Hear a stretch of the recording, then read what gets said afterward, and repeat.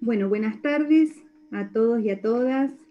Vamos a dar comienzo al tercer encuentro del ciclo de diálogos en el que trabajamos en torno al cuidado de la salud en tiempos de pandemia. En primer lugar, queremos agradecer especialmente a la Facultad de Ciencias Sociales que nos ha brindado el espacio y que nos permite la producción entre las organizaciones de la sociedad civil y la academia, y que también nos ha concedido la transmisión de estos encuentros. Este diálogo, que denominamos violencia de género en contexto de COVID, es organizado entre el Grupo de Estudios de Salud Mental y Derechos Humanos del Instituto Gino Germani, por la Cátedra de Problemáticas de la Salud Mental en la Argentina, de la carrera de Trabajo Social de la Universidad de Buenos Aires, y por la asociación civil. Estas nos brinda la oportunidad de problematizar y pensar los nuevos desafíos y oportunidades que nos impone esta nueva situación social, poniendo el eje analítico en las perspectivas del cuidado desde el campo de la salud, de las ciencias sociales y de los derechos humanos. No queremos dejar de agradecer a las coorganizadoras de este encuentro, a la doctora Silvia Faraone, a las licenciadas Carmen Cáceres, Eugenia Bianchi, Flavia Torricelli, Ana Valero, Milagro Soberti, y a todos aquellos que colaboraron en la difusión de este encuentro. En este diálogo contamos y le agradecemos la valiosa presencia a la doctora Ana María Fernández, con quien tendremos la oportunidad de intercambiar, primero de escucharla, a través de preguntas sobre el final de su ponencia. Vamos a trabajar en torno a la problemática de la violencia de género y otros emergentes sociopolíticos en este contexto tan particular que estamos viviendo. Bueno, le voy a ceder la palabra a nuestra querida compañera, Roxana Mendolaro. Así que, Roxana, muchísimas gracias. Bueno, muchas gracias, Analía. A ver, hay muchas cosas para contar sobre Ana. Elegimos algunas, ¿sí? Ana María Fernández es, bueno, una persona a quien queremos y respetamos mucho. Voy a empezar contándoles un poco sobre su currículum más formal. Ana es doctora en psicología, psicoanalista, especialista en grupos y parejas, profesora titular plenaria consulta de la Universidad de Buenos Aires. En 1987 fundó la primera cátedra de grado en Latinoamérica en la temática de género, dirigió numerosas investigaciones y experiencias comunitarias en la temática, es profesora invitada de prestigiosas universidades extranjeras, es autora de numerosos libros en la temática de género, algunos de los más conocidos que podemos mencionar: La mujer de la ilusión, que hoy sigue siendo una referencia sumamente actual, Las lógicas sexuales, la diferencia desquiciada, también La mujer y la violencia invisible, donde fue compiladora junto a Eva Giberti, y Las mujeres en la imaginación colectiva, también como compiladora. También recibió numerosos premios, vamos a mencionar solo algunos. En el 2000 recibió el premio a su sobresaliente desempeño en el ámbito social y su indiscutible relevancia en la sociedad, otorgado por las Naciones Unidas para la Mujer.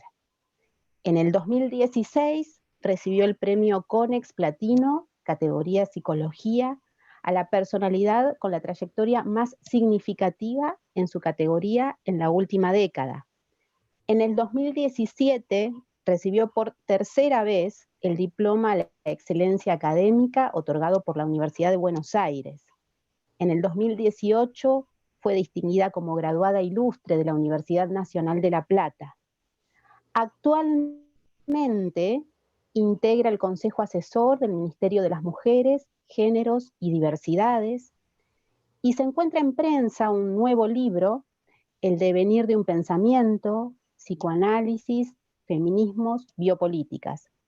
Acá recopila desde artículos de los años 70 hasta documentos más actuales sobre estrago paterno, feminismo y multitud en la elucidación crítica del psicoanálisis en relación a los géneros. Bueno, hasta acá es esta presentación más formal, muy breve, de bueno, todo lo que podríamos contar sobre el trabajo de Ana. Y hecha esta presentación, ahora me gustaría contarles algo también breve, producto de la experiencia junto a Ana en la cátedra de grupos, ¿no? Teoría y técnica de grupos de la Universidad de Buenos Aires, y cátedra que Ana fundó y de la que fue titular desde la vuelta a la democracia. Me gustaría contarles que sus textos, sus producciones, su trabajo, no solamente nos interpelan e invitan a elucidar críticamente lo que podemos llamar identidades, identidades de género, identidades con las que creímos amorosamente que podíamos definirnos de una vez y para siempre. No solo entonces nos conducen a interrogarnos acerca de si es justa esta ley, podría ser de otro modo, como nos preguntaba ella parafraseando a Castoriadis, y generando con ello una gran conciencia de libertad histórica, sino que también, ¿sí?, sus textos, sus producciones, su trabajo, y desde una lógica inclusiva, sus textos, su trabajo tocan literalmente el cuerpo, resuenan y consuenan en el cuerpo, interpelan la mirada, la sensibilidad y la memoria del cuerpo, de esos cuerpos que fuimos habitando, padeciendo, reconstruyendo, empoderando a lo largo de la vida, o mejor dicho, las muchas vidas que vamos viviendo. Porque vale la pena recordarlo, sobre todo para quienes quedamos en nuestra cultura del lado subalterno de la diferencia, también dice Ana, que es en los cuerpos de las mujeres y disidencias sexuales donde se ha escrito una y otra vez el mensaje aleccionador que el capitalismo patriarcal necesitó imponer a toda la sociedad. Pero también, ¿sí?, es en los cuerpos, haciendo multitud, esa multitud en la que cuando hablamos hablan muchos otros, donde podemos palpar y concebir un mundo en el que quepan muchos mundos. Y entonces los cuerpos devienen pura potencia productiva. Bueno, esto es lo que quería compartirles como parte también de la experiencia de trabajo junto a Ana. Muchas gracias y bueno, Ana, te damos la palabra. Muchísimas gracias. Muchas gracias por las presentaciones, ahora hay que honrarlas. Bueno, yo quería agradecer particularmente esta invitación, felicitar por la iniciativa de convocar a esta reunión, que como tantas otras en este momento, se van organizando y resulta que estamos más que conectados, ¿no?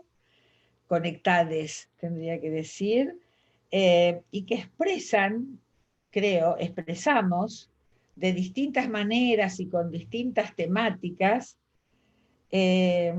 variadas formas de resistir e inventar frente al aislamiento de la pandemia y nos permite seguir pensando. También quiero agradecer no solo a quienes me han convocado y me han presentado con tanta amorosidad, sino a les presentes a través del Zoom y no ausentes, ¿no? Cuando empezamos a hacer estos programas así a distancia, pensábamos que estaban ausentes los que no veíamos, y en realidad se han hecho presentes de muchas maneras a través de sus comentarios, así que también es otro modo de resistir e inventar frente a la distancia. Y se ha ido armando, me parece, como una red, sin proponérnoslo, de convocatorias que tiene una enorme importancia para todos nosotres, me cuesta, le da el inclusivo, pero hacemos lo mejor, que son personal y políticos, como se decía en el feminismo de los 70, porque en realidad lo que quiero señalar es que a través de estas actividades como la que hoy vamos a desarrollar, se va armando una producción de inteligencia colectiva y anónima, si ustedes quieren, que no solo es inteligencia racional, sino de las afectaciones de los cuerpos y de las emociones, en un entre los cuerpos tecnológico, diría yo, que nos permite hacer, nos permite inventar, nos permite pensar, nos permite inventar pensamientos frente a esto tan difícil de incorporar como es esta particular pandemia que nos toca hoy atravesar. De algún modo, diría yo, estamos haciendo multitud, no en el sentido numérico, ¿no? Sino en el sentido espinociano, si ustedes quieren. Estamos haciendo multitud que se junta para pensar y para estar con otros. Me parece algo que, como decía, tiene una enorme importancia personal, política, porque estamos intentando, deliberadamente o sin saberlo del todo, pero haciéndolo, estamos intentando correr los bordes de lo posible en relación a las soledades pandémicas y no dejar que se establezca el aislamiento, ¿no? Y en otro punto me parece también que estamos, hay una distinción muy interesante que hace el Bifo Berardi entre la conectividad tecnológica y dice, la conectividad en sí no arma comunidad, no arma lo común. Es conectividad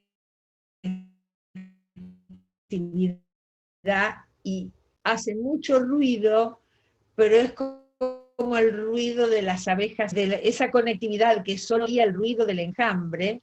Estamos intentando producir un común pensante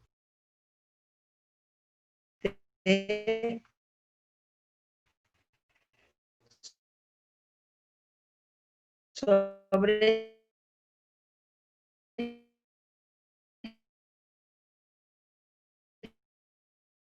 la realidad que hoy acontece.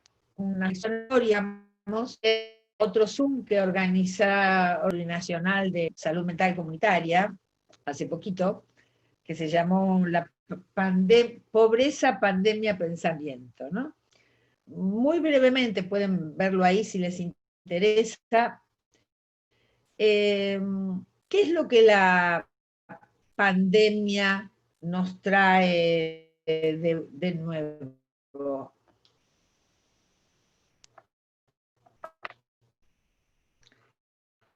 En realidad,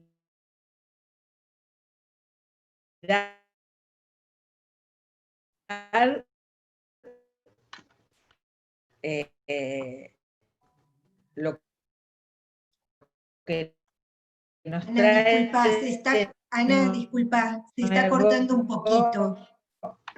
Es se está cortando. Enorme, pandemia, sin duda. Bueno, ¿qué hacemos?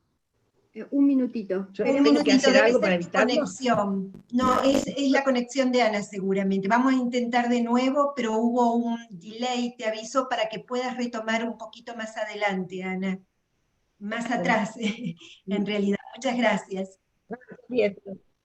Ahí se escucha de nuevo bien, así que retomamos. Entonces, bueno, sí, decía, yo apago. Decía que voy a tomar muy brevemente unos pequeños cuestiones que había planteado en la convocatoria de pobreza, nunca me acuerdo el orden, pobreza, pandemia, pensamiento, y allí lo que yo decía es que la pandemia en realidad, que ha hecho estragos en el mundo, no trae, más allá del virus y su misterio, no pone de relieve nada excesivamente nuevo en relación a por dónde hace los estragos, sino que lo que trae es una insoportable obscenidad. ¿Por qué digo obscenidad? Porque lo obsceno es aquello que tiene que estar velado, que no queremos ver en su absoluta desnudez, por decirlo así, ¿no?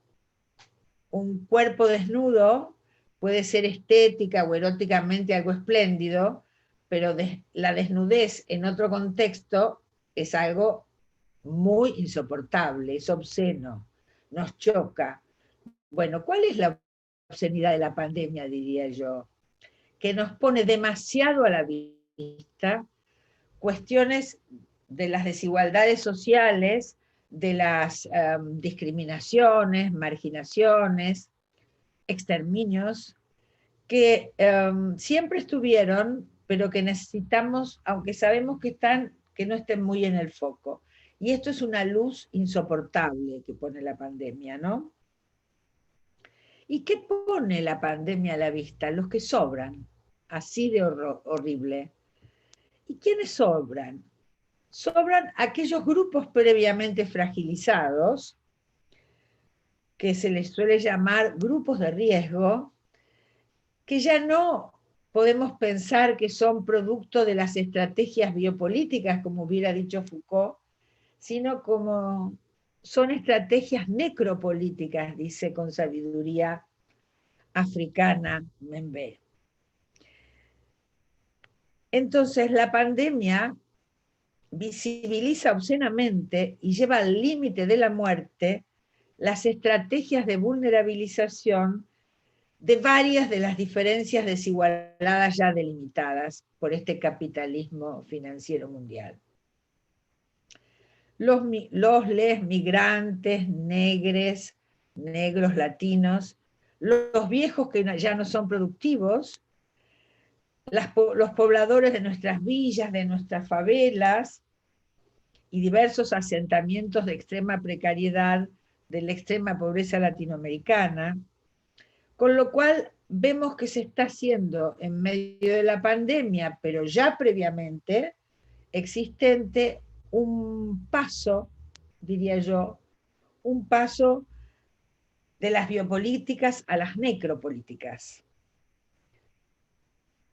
Ahora bien, en el capitalismo siempre hubo poblaciones sobrantes. Desde el ejército de reserva de los trabajadores del primer capitalismo europeo, hasta las poblaciones campesinas en toda América Latina, los esclavos negros, etcétera, etcétera. Pero estas necropolíticas hay que pensarlas en términos de cómo se establecen nuevas alianzas entre capitalismo, patriarcado y Estado. En el primer capitalismo llamado productivo, esta alianza tenía ciertas características.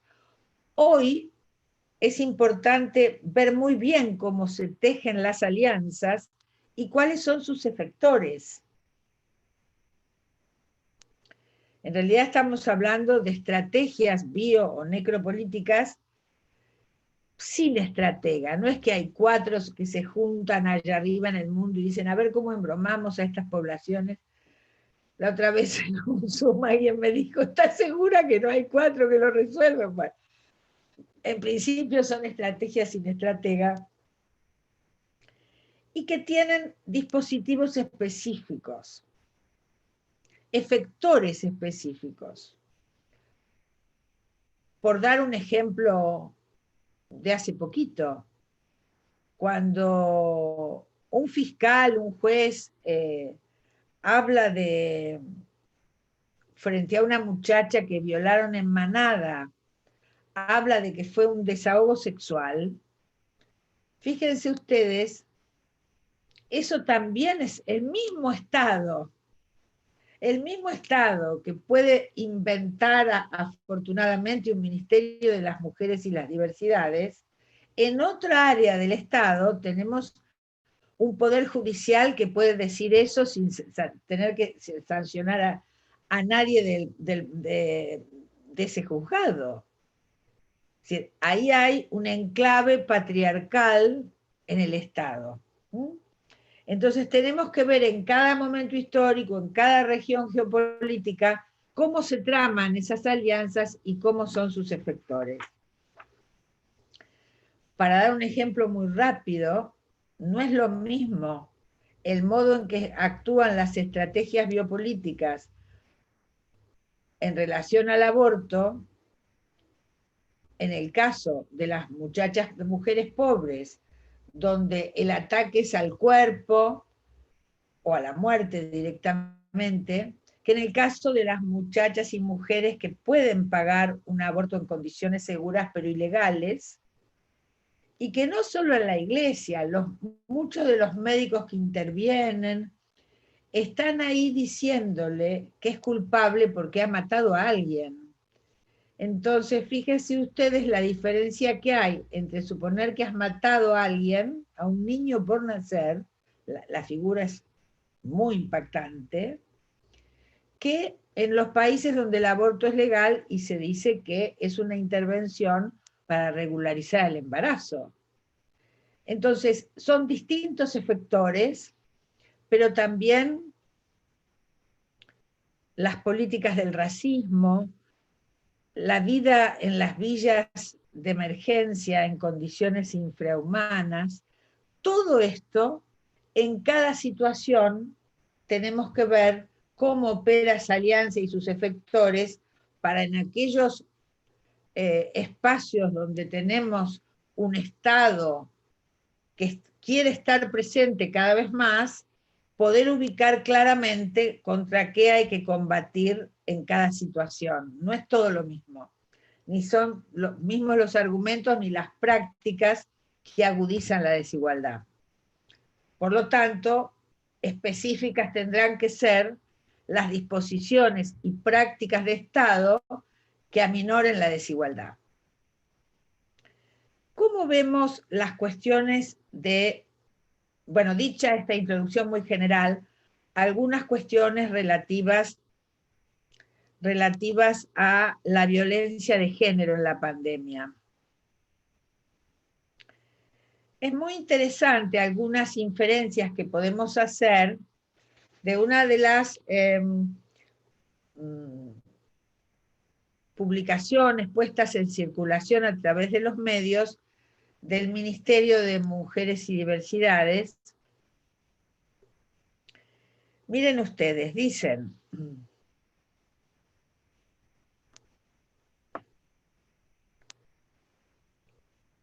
es un informe presentado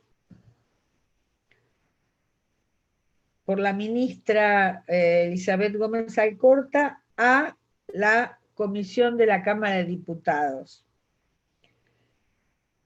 Dice que recibieron 10.351 consultas por violencia en las relaciones sexogenéricas, al 144 entre el 20 de marzo y el 20 de abril. Un promedio de 345 por día. Y en un 73%, es decir, en una importante mayoría, hicieron referencia a situaciones de violencia física. Acá quedaría la pregunta si esa violencia física es así de mayoritaria o es que lo que las mujeres ubican como alarma y que hay que pedir ayuda, ¿no? Yo supongo que es esto último. En el 48% de los casos, de los llamados, el agresor era la expareja y un 44% su pareja actual. Es decir, supera el de la expareja. Fíjense ustedes que allí hay una diferencia importante para lo que después vamos a hablar, que son más las agresiones de expareja. Esto ocurre en la casa donde ella vive, pero no es el conviviente. Es mayor la agresión de un ex que viene y ella está ahí aislada que en el caso del conviviente. Vamos a ver que algo de esto también podemos pensar en relación a femicidios. Otro dato que nos resulta sumamente importante es el incremento de 40% de las llamadas a la línea 144. Yo no sé si es que hay un 44% de incremento de la violencia, o bien tiendo a pensar que esto se debe, como dice el informe de la ministra, a que en los contextos de violencia doméstica no han podido pedir las cautelares ni ninguna intervención de la justicia. Ustedes saben que el Poder Judicial está en una larga siesta con pequeños lugares de turno, ¿no? Al mismo tiempo también se han tomado una serie de medidas en relación a, por ejemplo, se ha habilitado un WhatsApp, porque si la mujer está ahí sola en la casa con su conviviente, no puede hablar, pero sí puede mandar un WhatsApp pidiendo ayuda, y otras medidas por el estilo, a partir de caracterizar los problemas que trae el aislamiento en relación a las violencias. También se ha habilitado una línea telefónica para niños. Hace muchos años estuvo habilitada. Nosotros hicimos desde la Cátedra de Grupos una intervención con las operadoras telefónicas de este servicio para niños que pidieran ayuda por violencia, y al poco tiempo estaban todas en burnout con la cabeza quemada. Calculen lo que es atender el teléfono a una criatura que pide ayuda por violencia, por abuso físico y o sexual, que habla bajito y que en un momento se escucha un ruido, que es alguien que abre la puerta, y esa criatura corta sin haber podido localizarla todavía. Es una cosa desesperante. Bueno, se están recibiendo muchos llamados allí. Miren ustedes qué interesante. En relación a femicidios, se han registrado en los 2 primeros meses de cuarentena 50 femicidios en 60 días. Si hacemos la cuenta y calculamos con los femicidios anuales del 2019, tenemos más o menos, es 0,83. O sea, es prácticamente la misma proporción. Sin embargo, los cifras de femicidio de los 2 primeros meses, enero y febrero, antes de la cuarentena, dieron 60 femicidios. 63 femicidios del 1 de enero al 29 de febrero. Es decir, que los actos de femicidio consumados fueron mayores en los dos. Ahí tenemos que ver cómo va a ser a lo largo del aislamiento, cómo se van moviendo estas cifras. Los 2 primeros meses allí estábamos más o menos. Estas son algunas cifras. Ana, perdón. Para no aburrirlos. Sí. Ahí está. Perdón, te interrumpí porque se trabó un poco. Pero ya ahí te escuchamos bien de nuevo. Así que vuelvo a silenciar. Muy bien.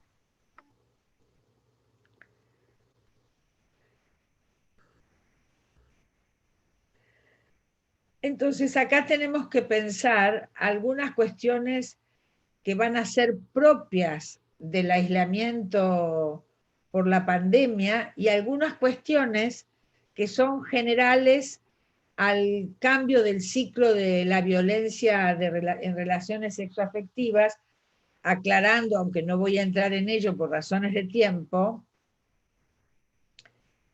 que las violencias de género son mucho más amplias que lo que se ha llamado violencia doméstica, ¿no?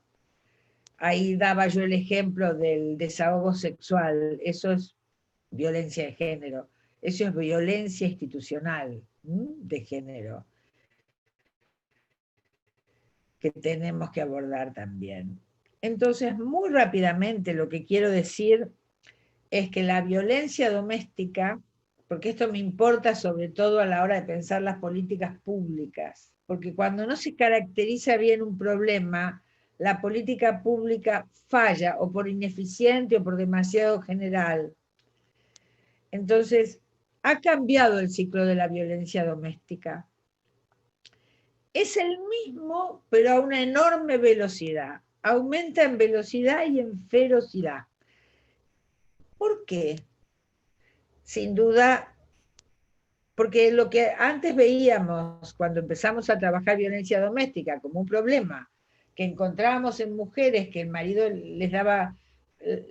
les pegaba, les daba palizas durante 20 años de matrimonio y un día se pasaba y la mataba, esto era lo que veíamos, largas relaciones en violencia.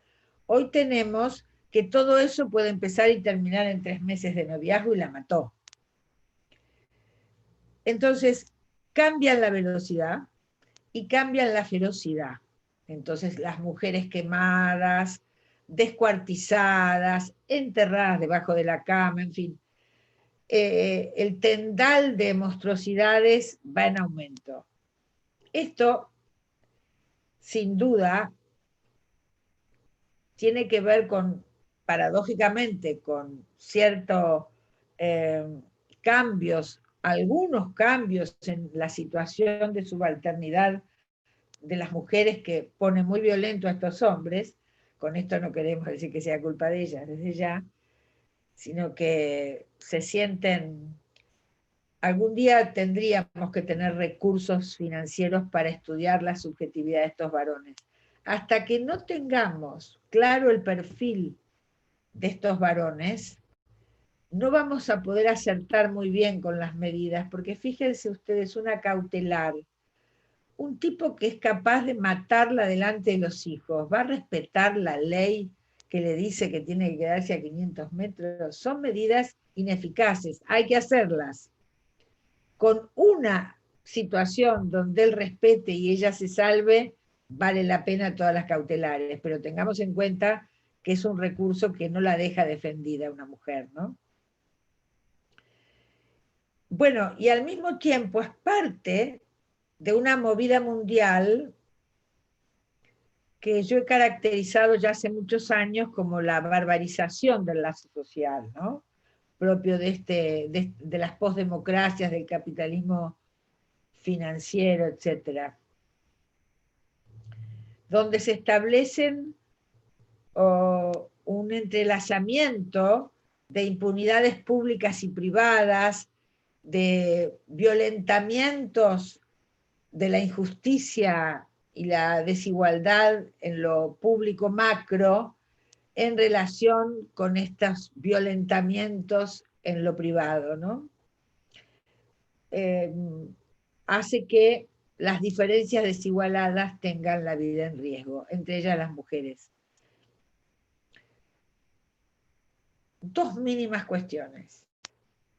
Si quienes trabajamos en los espacios públicos estatales con mujeres víctimas de violencia, sobre todo el mundo PSI, que tiene un modo de trabajo en consultorio donde nada premia, donde los tiempos de recordar llevan el ritmo de lo inconsciente, tenemos que aprender a trabajar muy rápidamente, porque a los 10 minutos que tenemos una mujer enfrente tenemos que saber cuál es el riesgo que corre.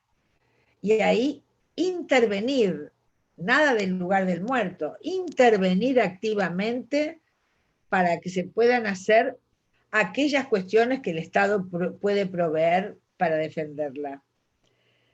Entonces, fíjense ustedes que hay una, por ejemplo, nuestras investigaciones en municipios del conurbano, prácticamente no se hacen grupos de ayuda mutua, que es una de las cosas más rápidas y eficaces. Después de salir del gran riesgo, sí está en condiciones y es imprescindible un tratamiento psicológico, psicoanalítico, de la orientación que haya en ese servicio para poder trabajar su implicancia. Pero primero hay que armar situaciones, y a mi criterio son los grupos de ayuda mutua, es decir, coordinados con una profesional y una mujer sobreviviente. Ningún espacio terapéutico va a comprender los vaivenes de esa mujer que va y viene, lo deja, vuelve a él, etc. Es muy interesante la organización, la autoorganización de las mujeres en las villas, en las tareas de cuidado, cómo trabajan de bien estas cuestiones que los profesionales tendríamos que aprender de allí.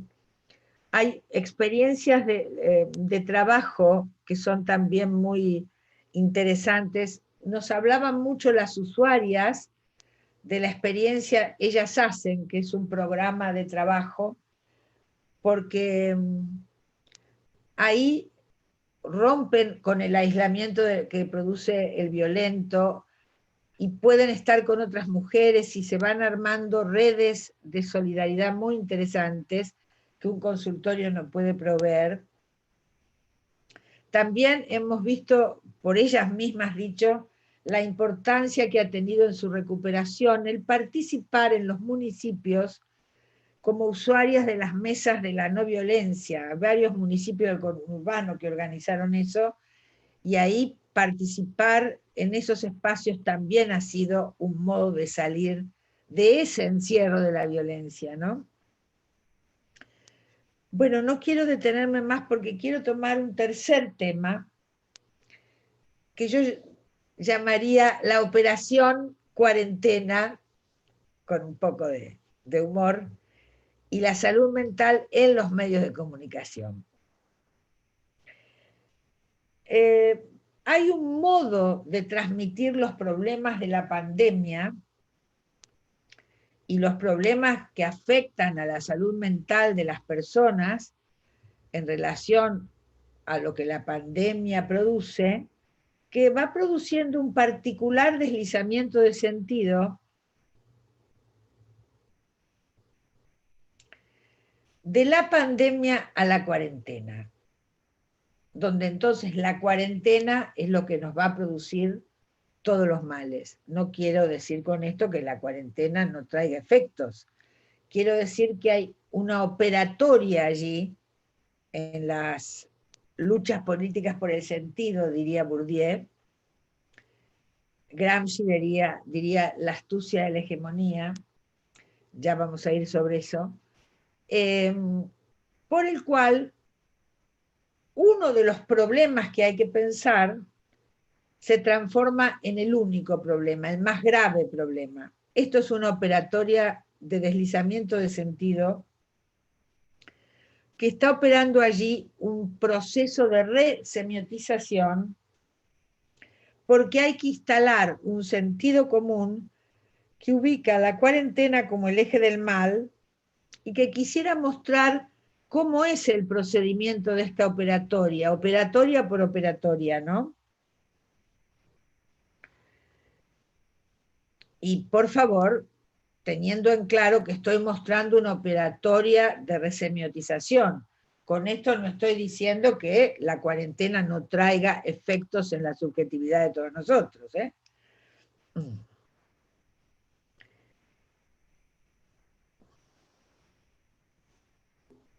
Vamos a ver que se produce, por un lado, una insistencia y al mismo tiempo un deslizamiento,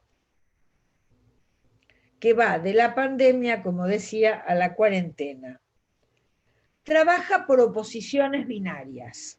Entonces, es la cuarentena versus las libertades individuales.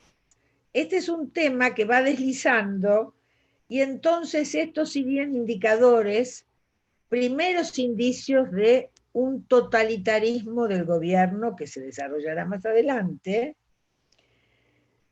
Y por otro lado, es una operatoria que empieza a limar algo que la pandemia produce, que nos pone a todos a la vista la importancia del Estado en sus políticas públicas de salud. Tema que había habido un interesante desgaste en la significación, al que vamos a ir en un ratito. Y la otra que hemos escuchado, entonces es muy... Cuarentena versus libertades, amenaza del totalitarismo y limar la evidencia de la importancia del Estado en la salud pública. La otra es, que hemos escuchado muchísimo, la cuarentena versus la economía.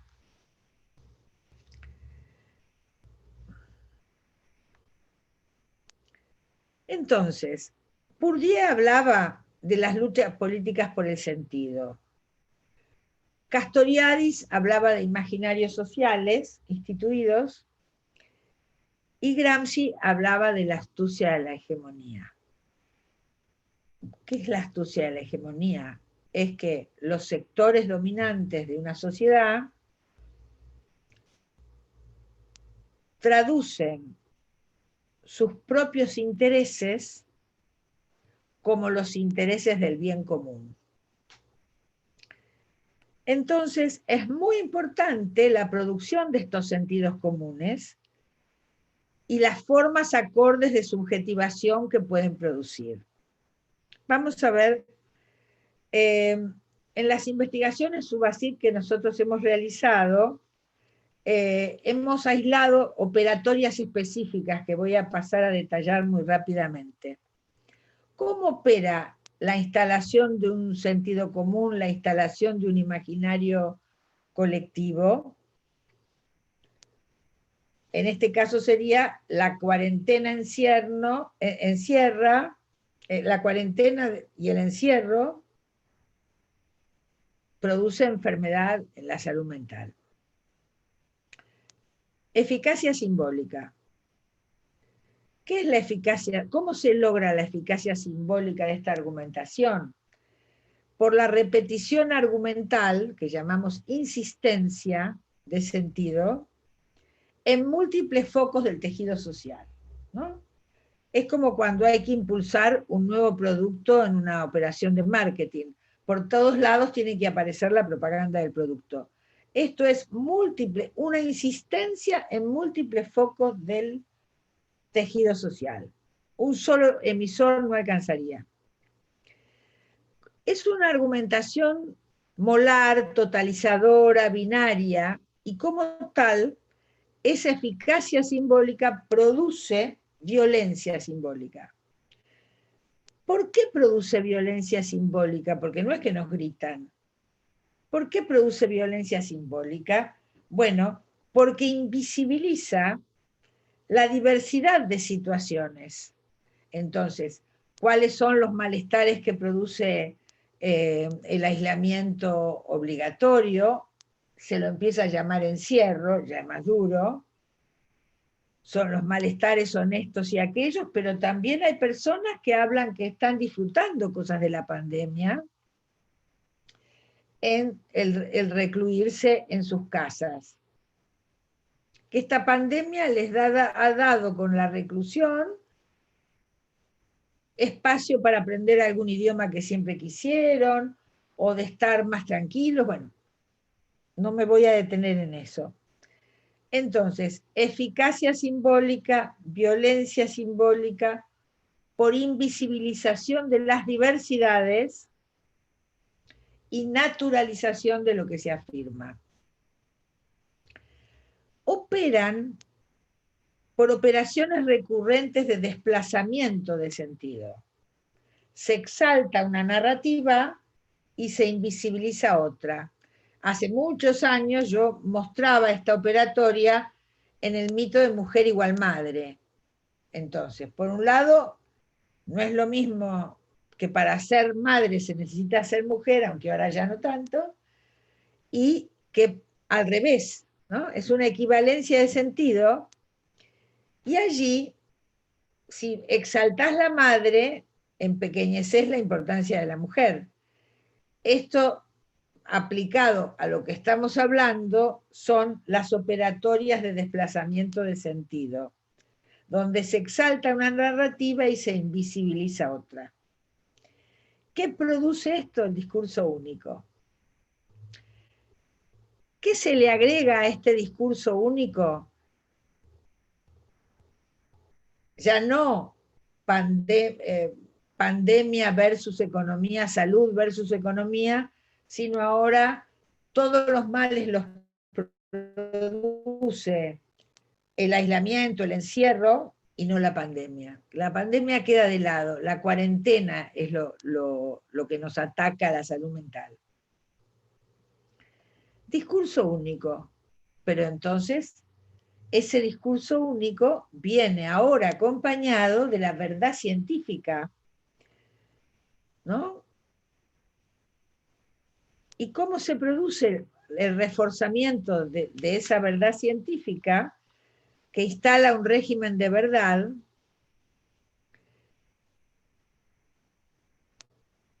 Y en la medida que instala un régimen de verdad, estas investigaciones hacen posible no dudar de esa supuesta evidencia, pero de este modo queda invisibilizada la estrategia biopolítica a la que responde. Para dar un ejemplo, Facundo Manes en La Nación, hace unos días, dice: se avecina una pandemia de enfermedad mental por el encierro.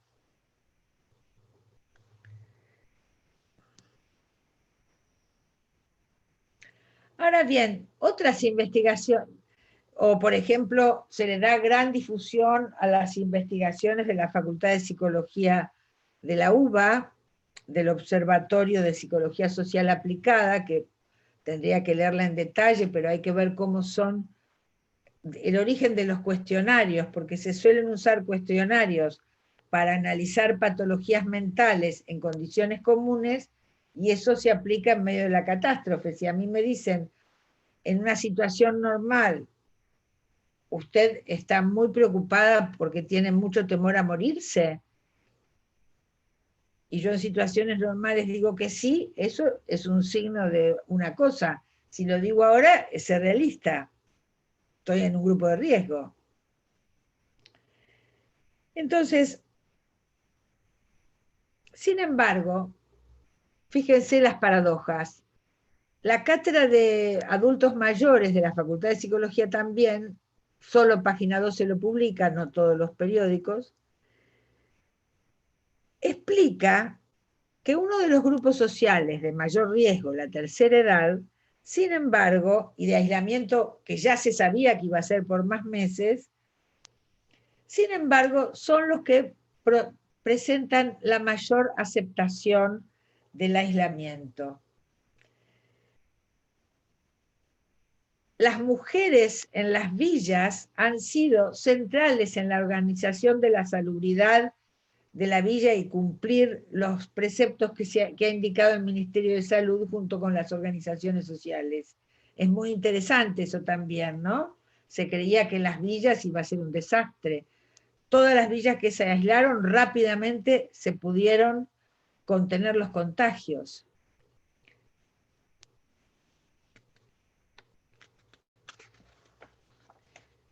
Otra cuestión que es muy graciosa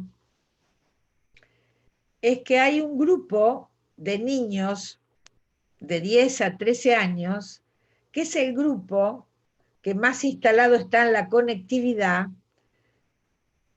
que ha armado un común también y no tienen interés en salir, porque además les encanta quedarse solos en la casa cuando los padres hacen su salida permitida. Y por otro lado disfrutan del relajamiento que consideran invasivo de su madre: dónde estás, a qué hora venís, o te tenés que dormir a las 11. Y ahora se quedan hasta la madrugada con los jueguitos y con los amigos en verdadera red de conexión. Ahora, para terminar,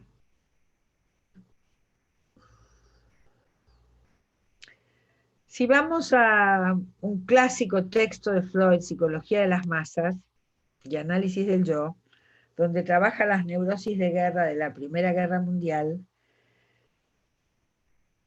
él ubicaba que había mayor estrés postraumático, diríamos ahora, mayor estrés en aquellos combatientes de aquellos ejércitos que tenían malos liderazgos, y que eran mucho menores los efectos traumáticos en aquellos ejércitos con buenos liderazgos. Nosotros tenemos Malvinas. Se han muerto más excombatientes por suicidio a lo largo de todos estos años que los que murieron en la guerra. Ahora, si a eso le ponemos estrés postraumático, nadie es responsable, ¿no? Entonces acá me parece que es muy importante entender que hay una importancia estratégica, que la grieta entró en la pandemia. Y entonces, ¿por qué es importante quebrar un liderazgo como el del presidente? Porque al principio pensaron que iban a poder decir que era el chirolita de Cristina, Cristina muda. Este hombre se empieza a desempeñar muy bien, se reúne sabe reunirse con expertos. Entonces hay que buscar otras estrategias que limen esta credibilidad, que limen este liderazgo que parece que va armándose bien y que entonces se vuelve amenazante. Porque no se olviden que hay que quebrar la credibilidad de la importancia del Estado en las políticas públicas. Entonces,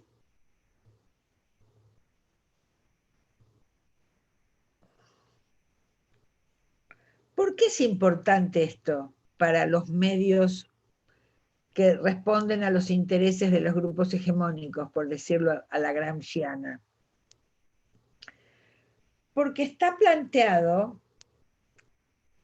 que si el Estado obliga a tenernos encerrados, nos encierra, afecta a nuestras libertades y puede ser totalitario. No olviden que el gran proyecto es Venezuela, ¿no?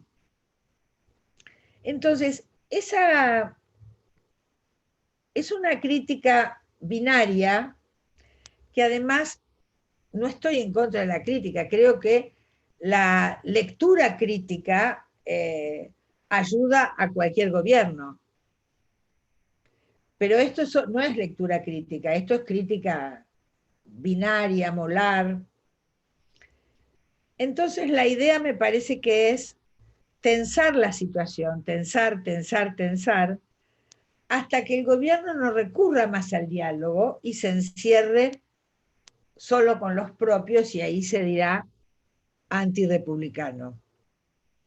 Y sobre todo, minar la confianza de la población.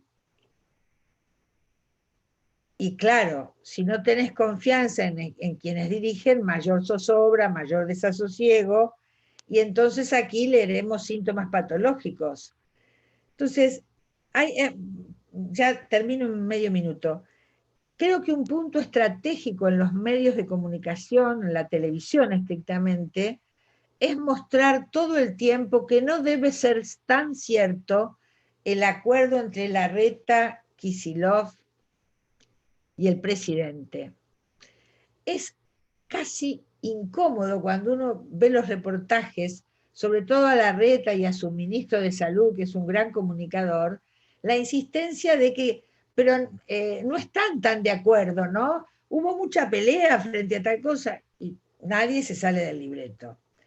La verdad, yo no sé cuánto se pelean o no se pelean, tampoco me importa, porque eso es a puertas cerradas, ¿no?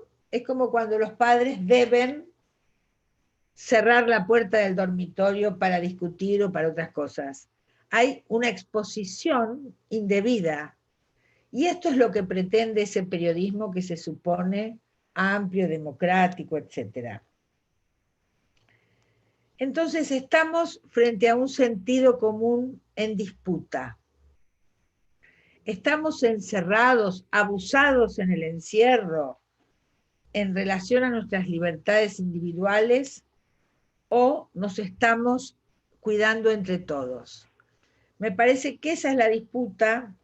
Debo decir que los medios masivos de comunicación junto a las redes van instalando un sentido común muy peligroso y es parte de la lucha política por el sentido.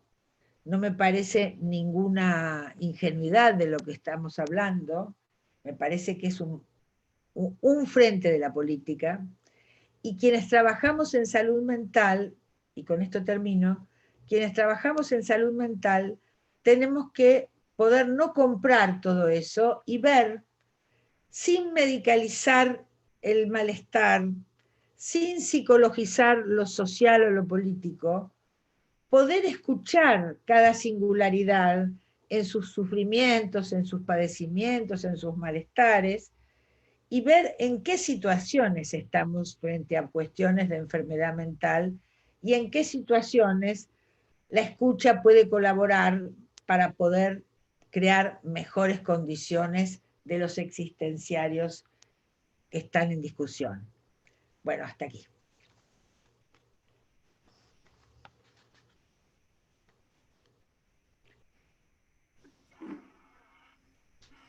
Bueno, muchas gracias, Ana María.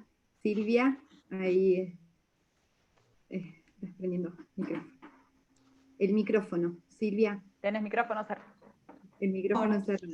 Ahí Perdón, esta tecnología. Bueno, vuelvo. Muchas gracias, Ana, por toda esta cuestión que nos pones a pensar de acá en adelante. Gracias a Analía y a Ana por estar conectadas con toda la red y seguir los comentarios junto con otras compañeras. Y hay un cúmulo de preguntas, comentarios, aportes que hicieron las personas que te están escuchando. Así que no sé quién empieza, si Analía o Ana, como para... Hola, empiezo yo y después vamos siguiendo en coordinación Bueno. con Analía. Bueno, yo soy Ana Valero y lo que voy a hacer es ir formulando las preguntas que fueron apareciendo en el chat. Esperamos poder comentar y plantear todas las que fueron apareciendo, pero bueno, vamos a ir viendo cómo nos organizamos con los tiempos. Bueno, el primer comentario que surgía desde dos participantes era que, bueno, algunos planteaban que no todos los juzgados están de receso. Desde los juzgados de provincia de Buenos Aires decían, en particular, bueno, no estamos todos de receso, además de los que están, más allá de los que están de turno, no estamos todos. Bueno, queríamos hacerte este comentario, pero y por otro lado, apareció un comentario que es interesante, quizá como pregunta también, pensarlo como pregunta, que dice lo siguiente: pese a la inversión en las políticas de género, siguen aumentando los casos. Yo creo que es una afirmación, un comentario, pero que también es una pregunta que por ahí podés ampliar o responder. Si Gracias. tenemos 2 o 3 preguntas, por ahí veo cómo van circulando las latencias. Bueno. Sí, me parece bien. Sí, ¿Alguna más? No, hay una pregunta y un interés muy marcado sobre el concepto de Gramsci, sobre la astucia de hegemonía, y una solicitud de ampliación de ese concepto. Y hay otra pregunta en torno a cómo imagina la pospandemia en términos de la agenda de género. Ahí, Ani, ¿vos recogiste alguna más?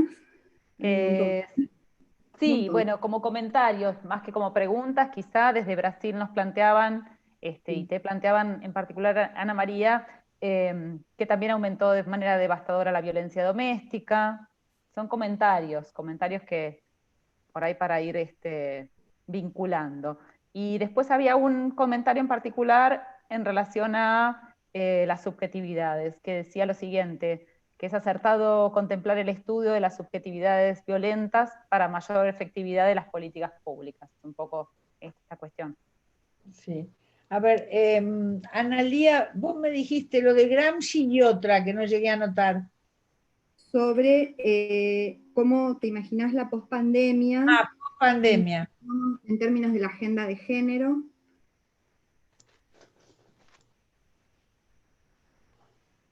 Está bien, está bien. Bueno, mil disculpas para aquellos que trabajan en el Poder Judicial y no están de siesta. Mil disculpas. Yo también hice una generalización abusiva.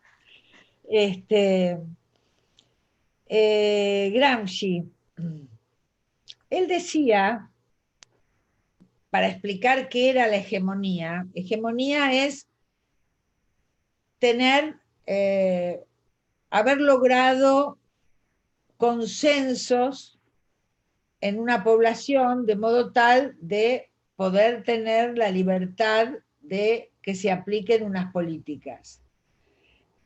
Lo que Gramsci decía es que los factores de poder, los sectores del poder real, no el gobierno de turno, estos sectores de poder, que son los grandes capitales, las grandes empresas, la iglesia, o las iglesias hay que decir ahora, o los grandes medios de comunicación, que son hoy se les llama el cuarto poder, tienen que convencer a una población que sus propios intereses de clase, o de etnia, o de género, ahí vamos variando, ahora voy a ir a eso, tienen que convencer a la población de que lo que les favorece a ellos sería el bien común. Por ejemplo, la teoría del derrame, que hasta hace poco tiempo era considerada indiscutible, que decía que el crecimiento de una sociedad es el crecimiento de la economía concentrada en las grandes ganancias de los grandes capitales, y va a crecer, crecer, crecer, y en un momento va a derramar a los más pobres. Nunca ocurrió el derrame, pero durante años se considera una verdad de la economía. Eso es los intereses de los sectores dominantes que convencen a una población, por eso Menem ganó tanto tiempo, era la base, una de las bases ideológicas de las políticas de Menem, iban entonces a generar el bien común. Mentira, pero bueno. Durante años se pensó que los hombres eran los únicos que tenían que votar porque las mujeres no sabían pensar en las cuestiones de la sociedad, estaban para la vida doméstica. Los intereses de ese sector de masculino blanco, propietario, heterosexual, etcétera, etcétera, operaban para que también, en este caso, las mujeres desigualadas creyeran que estaban en buenas manos porque ellos dirigían una sociedad o un país. Es muy difícil pensar cómo va a ser la pospandemia.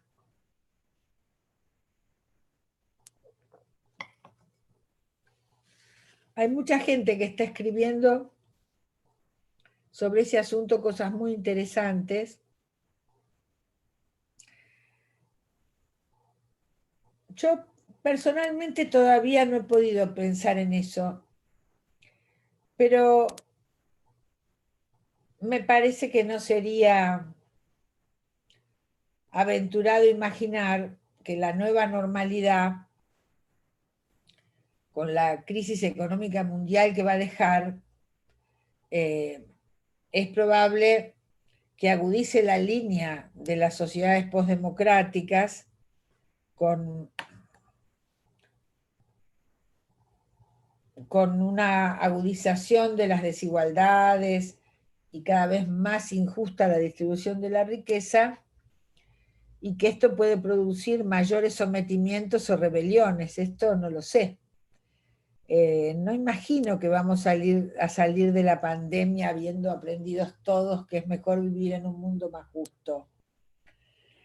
Pero bueno, no lo sé. Me parece que hay que tener mucho cuidado en no producir mucho pensamiento utópico que después frustre excesivamente, ¿no? Las cuestiones de la subjetividad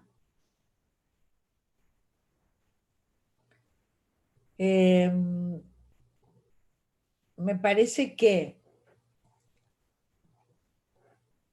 la pandemia, en los modos que tiene el coronavirus, produce sí efectos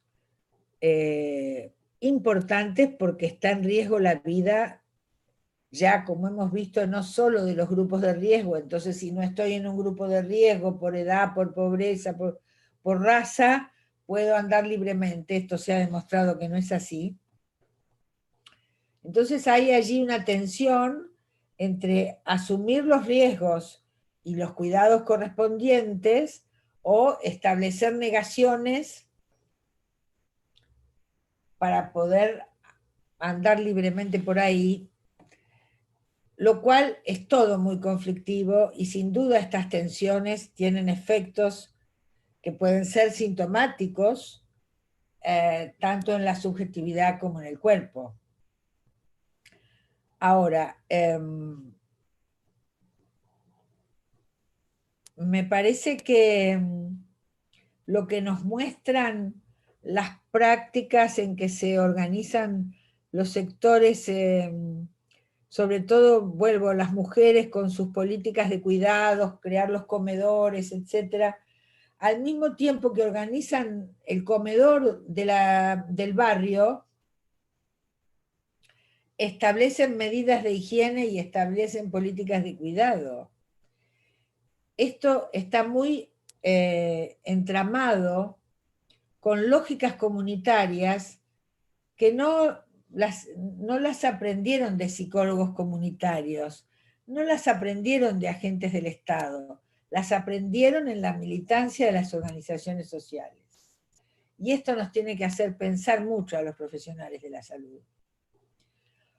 Así como digo que prefiero 1000 veces una mujer sobreviviente para coordinar un grupo de ayuda mutua de mujeres víctimas de violencia, que una psicóloga que no entiende por qué razón vuelve siempre con este tipo que le pega tanto. Porque las cuestiones de las profesiones tienen cortes de clase y también las profesiones han sido organizadas para el ejercicio liberal de la profesión, y es muy a contramano que se arman las corrientes comunitarias en psicología, en medicina, afortunadamente se arman, pero no están, las universidades no fueron pensadas, no fueron creadas para eso. Por eso es tan interesante lo que aportan las nuevas universidades del conurbano, que no tienen la presión de sacar abogados, médicos, ingenieros, y lo digo en masculino con toda intención.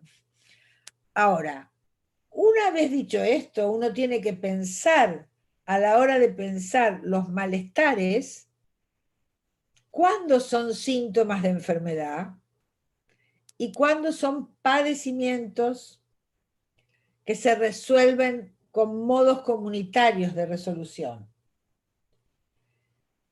Porque medicalizar, psicologizar, psiquiatrizar el malestar a veces es una pendiente muy peligrosa, lo cual no quiere decir que no haya momentos en que alguien necesite una medicación, un psicofármaco, y eso está perfecto. Me refiero a estas cuestiones de trazo grueso que también agudizan las angustias. Entonces, ahí hay una política de doble frente, cómo pensar los problemas en situación, situacionalmente, qué inscripción comunitaria tienen y cuándo son producto de la pandemia, cuándo son productos de la cuarentena, cuándo son productos de la angustia que genera escuchar los programas que se dedican a hablar de esto y el modo en que hablan, ¿no? No hay ninguna idea de tranquilizar a la población, todo lo contrario, se trata de angustiar. ¿Por qué un periodista puede decir con total desparpajo, ay no, que yo no aguanto más la angustia, lo que me dice es terrible? Ese no es su función. O por ejemplo, se habla con total impudicia de que los padres no aguantan más a los chicos en la casa. Los chicos escuchan eso. ¿Por qué se habla así? Es durísimo. Yo disimularía, ¿no? Ahora nadie piensa que ese chico de 3, 4 años está escuchando la televisión o está escuchando que la madre dice, ay, no aguanto más con los chicos en casa. Bueno, reformulemos cuestiones de la crianza. pensemos cómo trabajar de otro modo el acompañar el crecimiento de los hijos. Abramos pregunta.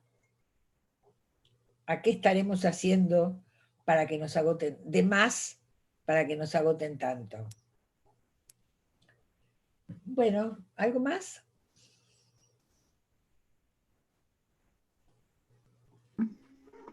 Talía, Ana, sí hay varias preguntas más. Un montón, muy activo el chat. Súper activo. Si quieren empiezo yo, Analia. Dale, Ani. Sí. Una de las preguntas la formula Mariela Bañares, trabajadora social, y pregunta lo siguiente: ¿qué deberíamos cambiar en la práctica de los equipos interdisciplinarios que intervenimos con mujeres víctimas de violencia familiar?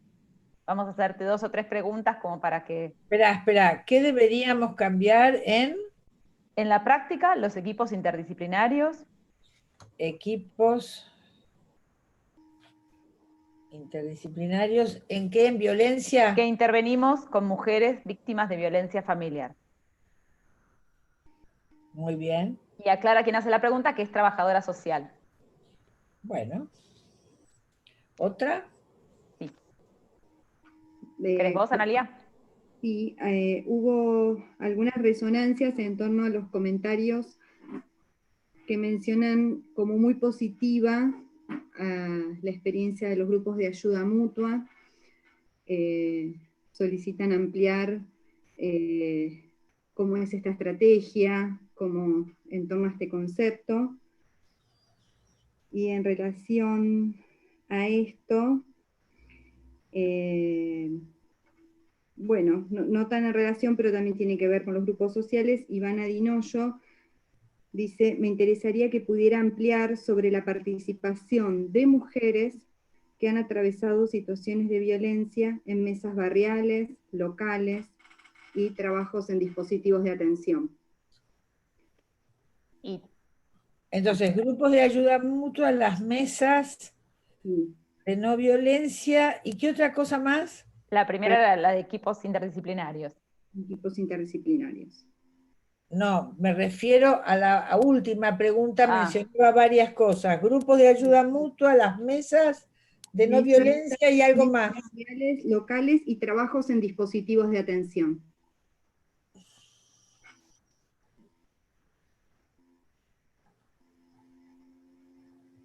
¿Sabemos cuántos están participando ahora en la conexión? Ana, ¿está bien o querés otra pregunta o está...? Bien, estoy bien ahí. Okay. Bueno, gracias. ¿Contesto ahora? Sí, por favor. ¿Sí? Con gusto. ¿Qué deberían cambiar los equipos interdisciplinarios?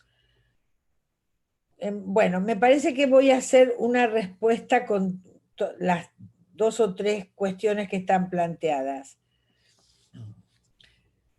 Me parece que lo más importante de un equipo interdisciplinario es que apunte a la transdisciplina en el andar. Para eso es importante que cada disciplina que integra el equipo, cada profesional de cada disciplina, tenga la voluntad epistémica, política, de interrogar las certezas de su propia disciplina. Porque si no, nos juntamos, es un acuerdo democrático que trabajan distintas miradas, pero no se puede armar un bagaje común, una caja de herramientas común, aunque cada cual tenga su especialidad. Eso es lo fundamental, me parece. Entonces, yo veo en el mundo psi hay una idea de instalar la concepción psicológica, psicoanalítica propia, y que ahí está la verdad y los demás no han podido ver o pensar, ¿no? Esto me parece que sería un mal comienzo siempre. ¿Por qué planteo los grupos de ayuda mutua? Primero, porque está comprobado mundialmente que es uno de los factores que uno de los dispositivos en que las mujeres rápidamente salen del gran riesgo. Después, por supuesto, es muy importante un abordaje psicoterapéutico. Pero yo diría que entrar en un dispositivo psicoterapéutico de entrada, para mí estaría contraindicado. Si el objetivo de ese espacio es trabajar qué implicancia tiene ella en la violencia, porque sin querer el dispositivo mismo le reproduce la culpabilización del agresor, que siempre le dice que ella tiene la culpa de todo. No es lo mismo ser culpable que analizar la implicancia, pero al rojo vivo de las palizas y de los acogotamientos y riesgo de muerte, no es para eso. Eso viene después, para que no repita el compañero violento. ¿Qué opera ahí en el grupo de ayuda mutua? En el grupo de ayuda mutua opera una cuestión muy interesante que también se vio. Ustedes saben que los primeros relatos de sobrevivientes de la tortura de la dictadura en Chile se realizaban en espacios de las parroquias. La iglesia chilena jugó un papel muy importante allí. Y lo que veían los organismos de derechos humanos en ese momento era que estas personas destruidas por la tortura, al contar en grupo, no eran especialistas en grupo, ¿no? Al contar en grupo, dar testimonio, decir lo que habían sufrido, eso producía un primer empoderamiento, aunque pequeño, que era la restitución de la dignidad. Estas mujeres, antes que cualquier cosa, para poder zafar, necesitan un espacio restitutivo de la dignidad. Y eso es siempre entre otras, entre algunas. No es ni en un espacio multitudinario, ni en el dispositivo del 1 por 1. Esa restitución de dignidad del dar testimonio, que es la primera vez que ella se anima a hablar de lo que le pasa. Desde ahí hasta que estas mujeres pueden ofrecer el recontactarse. Ella ha sido aislada por el golpeador, que es parte de la estrategia de la manipulación. Y entonces si quiere irse no tiene ni a dónde ir, o consiguió una casa pero no tiene ni un colchón. Estas mujeres arman naturalmente red, porque a su vez fueron ayudadas por una red de mujeres informal. En la medida en que en esa red establecen contactos, también reciben una serie de consejos prácticos. Esto lo vemos también en los grupos de familiares de pacientes con muy difícil tratamiento, gravísimos, terminales de cáncer, lo que quieran. Muchas veces en los establecimientos sanitarios, los hospitales, se establecen grupos de familiares que son muy útiles porque transmiten cuestiones prácticas para resolver. Y por otro lado, hay una cuestión central. Ninguno de nosotras podemos entender por qué ella vuelve una y otra vez con el golpeador. Y eso, cuando coordinamos un grupo o hacemos una terapia individual, se trasluce, aunque disimulemos todo lo posible, se trasluce nuestra molestia porque volvió. Eso no ayuda nunca. En cambio, la naturalidad con la que trabajan las compañeras que pasaron por eso, muy interesante. Miren, yo 2x3 me encuentro cuando voy a algún municipio del conurbano, alguna organización cooperativa de no sé qué, a hablar de estos temas, siempre me vienen a saludar algunas que ya están grandes, pero todavía trabajan, de las antiguas manzaneras de Chiche Dualde. Ustedes no saben la maravilla del proceso que han hecho esas mujeres y con qué orgullo me dicen, ¿sabe, profe, que ahora soy agente comunitario de salud? Divinas. Les puedo asegurar que entienden mucho más rápido todo lo que uno plantea que las colegas profesionales. Y esto es porque ellas están en los barrios, son parte de los barrios. Entienden perfectamente la lógica de la supervivencia en la que estas mujeres viven. Entonces, ¿por qué? Les voy a contar una anécdota, que la cuento, no la había contado, la he dicho así, pero no la había escrito, ahora en el libro que está en prensa, la cuento con todas las letras. Las mujeres piqueteras de los 90, que estaban al norte y en Jujuy, por allá, y también en Neuquén, contaban que eran sus maridos los piqueteros y ellas a la vera del camino preparaban la olla popular para los piqueteros que estaban cortando la ruta y empiezan a contar, alguna viene un día medio con un ojo morado, empiezan a contar las situaciones de violencia. Claro, el problema es que de pronto el golpeador era el compañero que dirigía el piquete. Era muy gracioso porque llamaban el compañero golpeador, ¿no? Y entonces ellas instalaron un método que creo que es el mejor que se ha inventado, pero no lo podemos aplicar desde el Estado, desgraciadamente. Cuando venía una compañera, porque una empieza a contar y otra, y en realidad era parte del cotidiano de la vida esto. Entonces armaron un piquete, ¿no?, de solidaridad.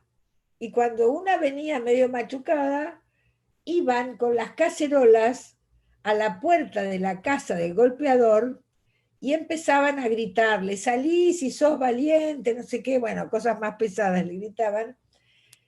Y este hombre no es que se curaba de la violencia, moría de vergüenza porque era un dirigente político de su lugar. Y entonces ellas apuntaban a avergonzarlo. Yo hablé con ellas, me acuerdo, como al año y pico que estaban implementando esta metodología y no habían tenido reincidencia. Bueno, no podemos aplicar eso como política de Estado. Lo que quiero decir es que hay resortes comunitarios cuando se organiza una comunidad o un grupo dentro de esa comunidad que el Estado no puede implementar. No puede ni debe. Entonces, más allá del ejemplo que tiene su gracia, hay que mirar muy bien cómo organizan para adentro las mujeres de un lugar. Las mesas de no violencia, ¿por qué contaban? Las mesas de no violencia que hemos visitado se componían, bueno, no sé si siguen existiendo, se componen de integrantes de la comunidad, los profesionales y las profesionales, los agentes del municipio, las usuarias, los usuarios, los médicos, las psicólogos, y tienen una vez por mes, cada 2 meses, una reunión que funciona como asamblea donde todos opinan, traen su experiencia, hacen sus críticas, dicen tal cosa no está funcionando, yo creo que habría que modificarla. Bueno. Estas mujeres que van como usuarias de los servicios de psicología o de psicopatología o de salud mental, como se llamen, estas mujeres hablan de cómo poder hablar ante la asamblea. Lo decían también las mujeres obreras de las fábricas recuperadas. Hay que poder pararse en la asamblea y hablar. No cualquiera tiene la palabra. A ver, nosotros podemos hablar en cualquier lado porque estamos formados, yo estoy formada para hablar, pero no es ningún mérito. Estas mujeres en silencio y sin y en francas subjetividades subalternas, suponer que pueden usar la palabra y que lo que tienen para decir aporta, es un proceso subjetivo inmenso de empoderamiento. Y que además les parezca útil, que pueden aportar su experiencia como usuario, como usuaria, para mejorar, para optimizar el trabajo municipal frente a la violencia de género. Y cuando los municipios y sus dirigentes actúan genuinamente y no para la foto, esto es fantástico.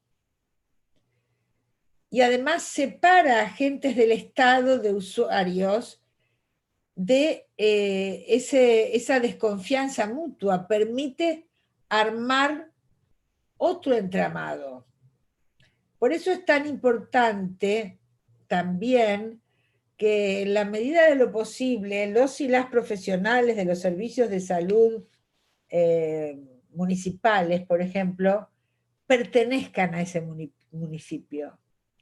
Hay allí un poner el cuerpo de otro modo, hay allí una relación directa más allá, o más acá de la política, es política encarnada, hay algo de lo geocultural, de lo geopolítico micro, que es sumamente interesante.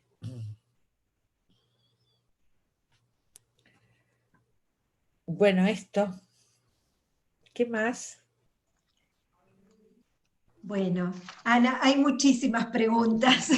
El tiempo no va a dar para todas, pero bueno, las chicas están tratando de ponerlas lo más juntas posible. Lo que te queríamos comentar es ya te dije, que hay gente de muchos lugares y es interesante que lo sepas, ¿no?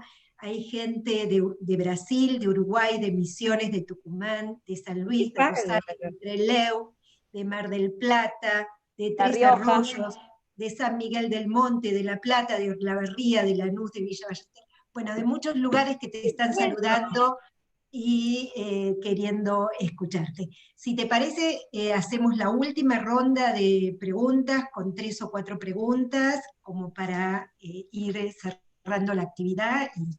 ¿Cómo no? Sí, y si estás de acuerdo y te parece bien, te las haríamos llegar después las preguntas que hayan quedado, Con si te todo gusto. parece. Sí, sí, sí. Porque son muchas y bueno, solo retomamos algunas ¿Cómo como no? para ir acompañando tu recorrido. Había una pregunta que decía justamente, un comentario, justamente esto que decís del ejercicio liberal de la profesión es fuente de tanto malestar al momento de intervenir en lo comunitario. Es así.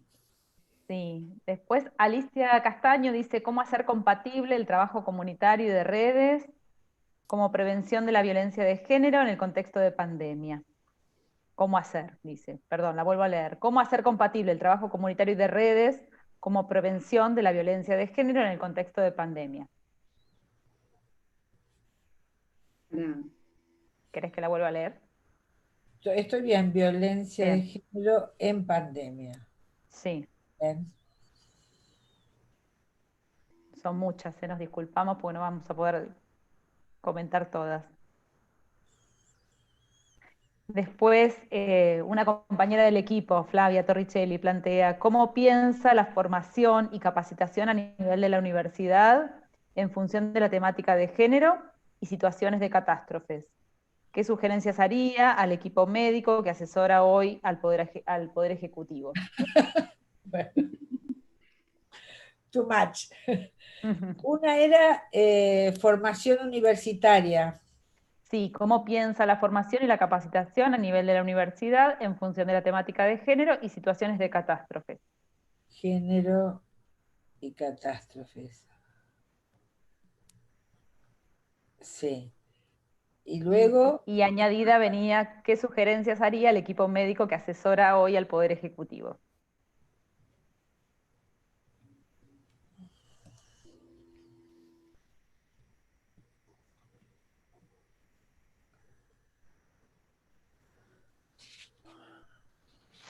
¿Y alguna más, Analía? Y en relación a la primera pregunta sobre redes comunitarias, Laura Varela, trabajadora social de Tucumán, menciona, dice, en este contexto resulta insuficiente la respuesta estatal frente a la problemática de la violencia, cómo se pueden fortalecer las redes comunitarias para el acompañamiento y prevención. Está un poquito más vinculada a una pregunta que realizó Ana. Insuficiencia de la política pública frente a la problemática de la violencia.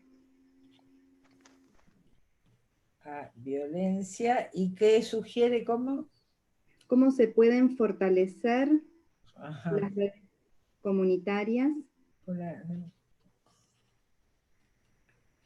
Sí. Para el acompañamiento y prevención.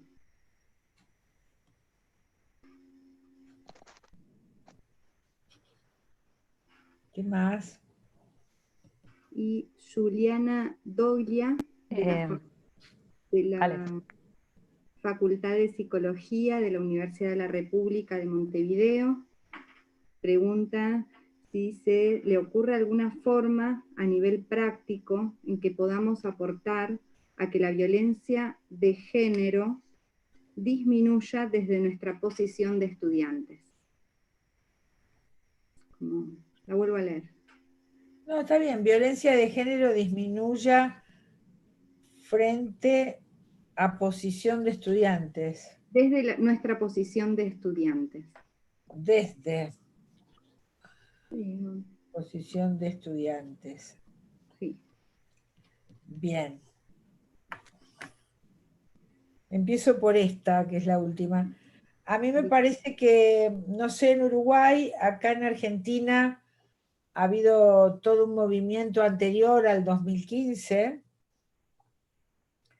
del Ni Una Menos, que fue una movida muy fuerte en colegios secundarios, muy fuerte, en relación a la violencia, situaciones abusivas de los propios compañeros, no solo de profesores,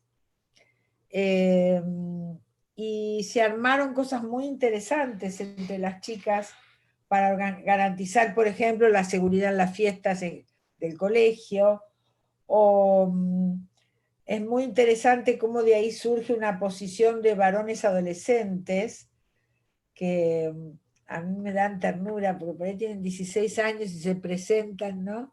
Y te dicen, yo soy un varón en deconstrucción, muy serio lo dicen. Tiene 16. Bueno, a mí me parece que hay un enorme avance en un chico que dice esto y cómo se reúnen grupos para discutir su masculinidad. Un gran avance respecto de los varones antipatriarcales de los 90, que en realidad eran como de una misoginia bastante particular. Entonces, me parece que ha habido acá una movida en los colegios secundarios muy importante, y me parece que eso ha ido luego a las universidades. Yo estoy yendo por Ley Micaela a varias universidades y es muy interesante cómo más allá, más acá de la Ley Micaela, las propias chicas empiezan a armar sus propios protocolos para cuidarse. Entonces, yo quiero imaginar que si desde el secundario, luego en los primeros años de la universidad, ha habido militancias activas en muchas chicas frente a las violencias de género, sean en las relaciones sexoafectivas, sea en las relaciones institucionales. Quiero pensar que cuando estén en su formación universitaria discutirán cuando algún profesor o profesora tiene posiciones muy misóginas. pero bueno, ahí ya es el devenir de los propios proyectos. Yo eso no puedo saber cómo será.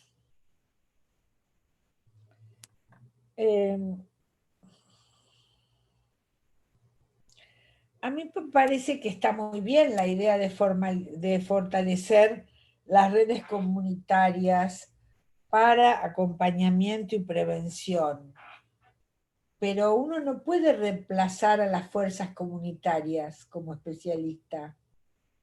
Uno puede crear condiciones para facilitadoras,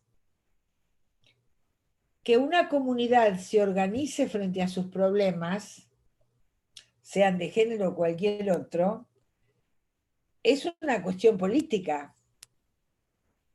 Por eso me parece que es interesante las alianzas que se arman con las organizaciones sociales que están en las villas, por ejemplo, o en los barrios.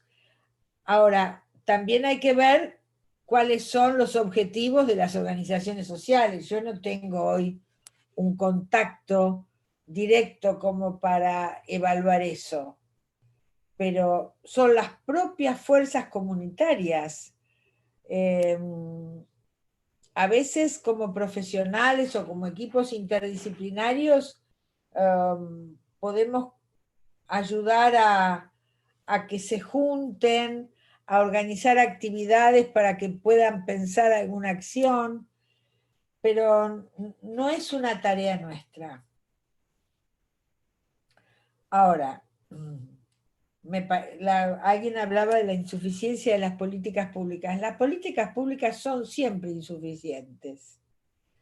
Y yo voy a decir con ironía, afortunadamente insuficientes. Porque si tuviéramos un Estado tan poderoso que pudiera resolverte todos los problemas de una comunidad, esa comunidad estaría satisfecha de sus necesidades básicas, pero seguramente con poca energía vital.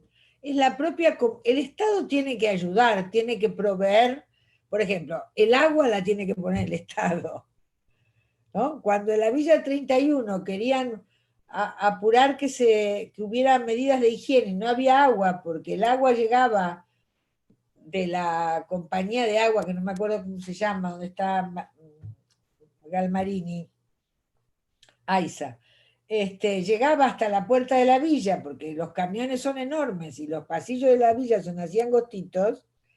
Bueno, este es un problema que el Estado tiene que resolver, en este caso el gobierno de la ciudad. Pero nada reemplaza la fuerza que da la autoorganización de los propios interesados.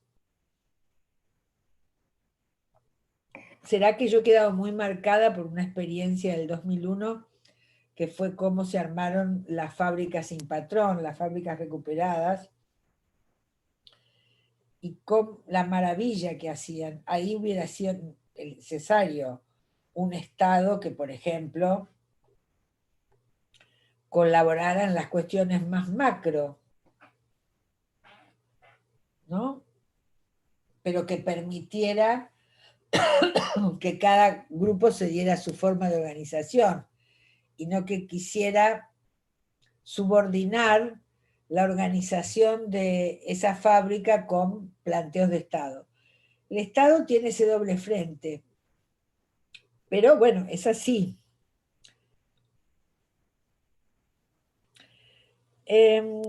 La formación universitaria en relación a género y en relación a catástrofes.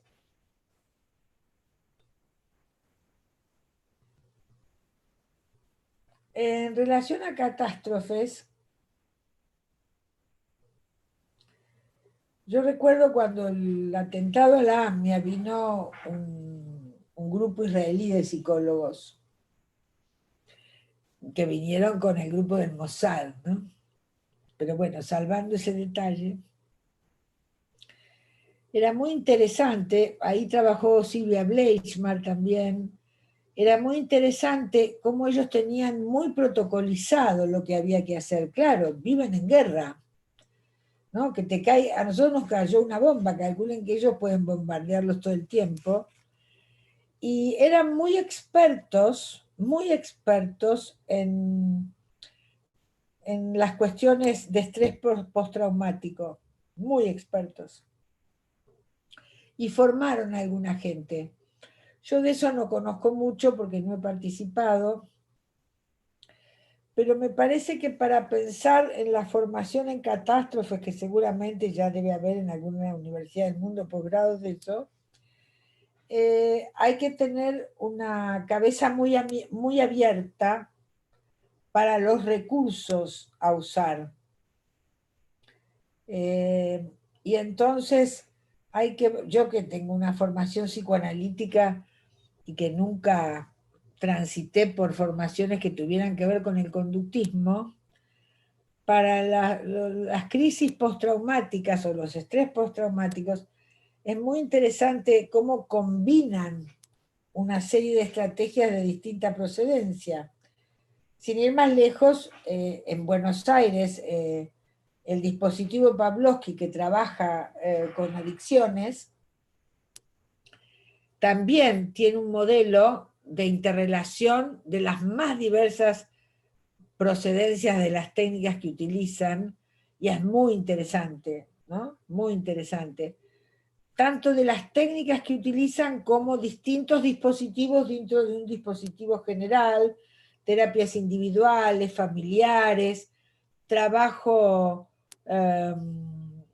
con cuestiones de meditación, muy interesante, al mismo tiempo yoga, al mismo tiempo club de cine, qué sé yo, distintas actividades como de club, alternando con actividades estrictamente terapéuticas, distintos tipos de dispositivos terapéuticos en distintos momentos del abordaje. Me parece que lo que se impone en el plano de catástrofes como en el plano de género es este tipo de dispositivos sumamente variados en los recursos y variados en las disciplinas. Ahora, para formar equipos de tanta apertura conceptual, estos equipos tienen que tener espacios de ateneo para discutir todo y tienen que tener una cabeza abierta para mirar de qué modo trabajan los distintos recursos con sus distintas procedencias.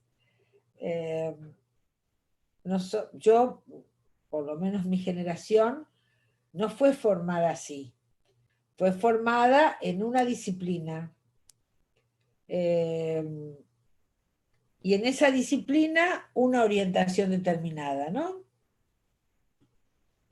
Por la época en que yo cursé hace muchos años, en los 60, yo agarré el periodo que estaba perdiendo influencia el kleinismo, a Dios gracias, y se retomaba la orientación más freudiana. Todavía el lacanismo no había llegado a las universidades, y teníamos grandes profesores, por supuesto, y alguna profesora, pero no se nos ocurría mirar otras disciplinas. Bueno, yo me formé con grupos, pero grupos de orientación psicoanalítica, psicodrama de orientación psicoanalítica.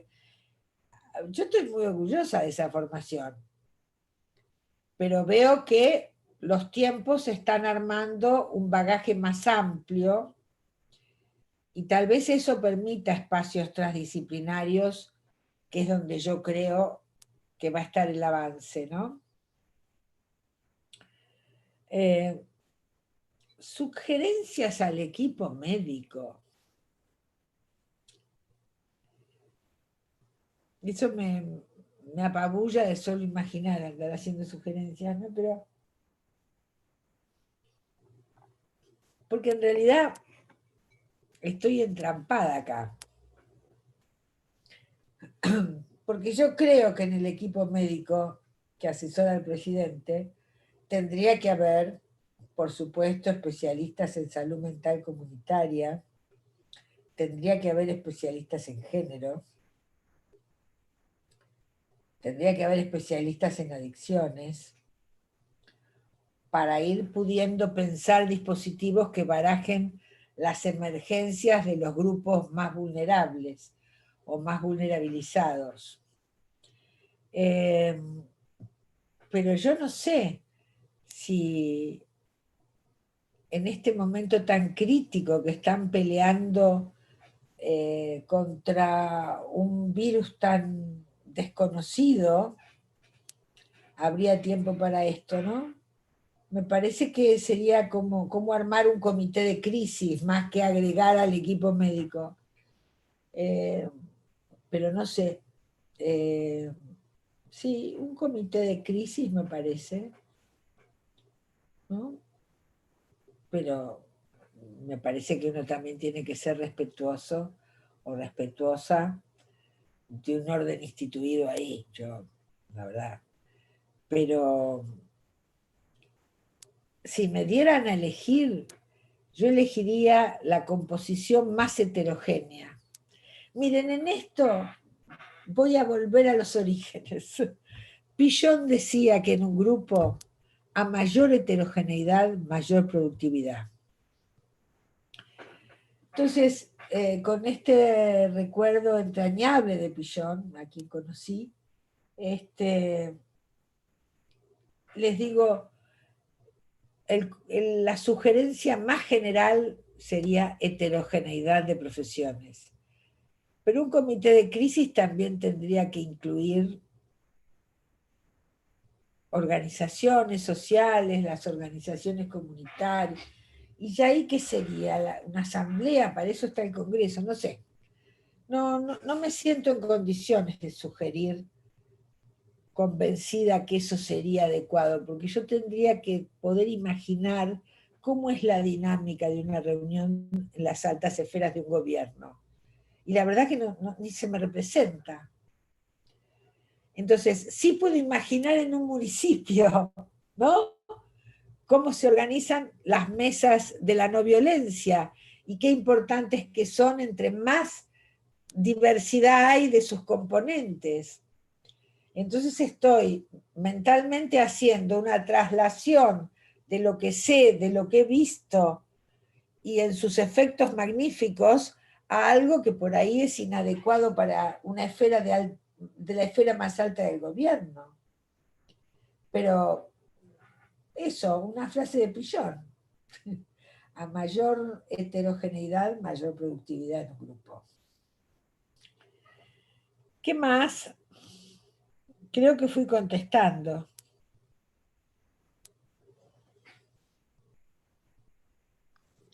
Bueno, Ana, Roxana, Carmen,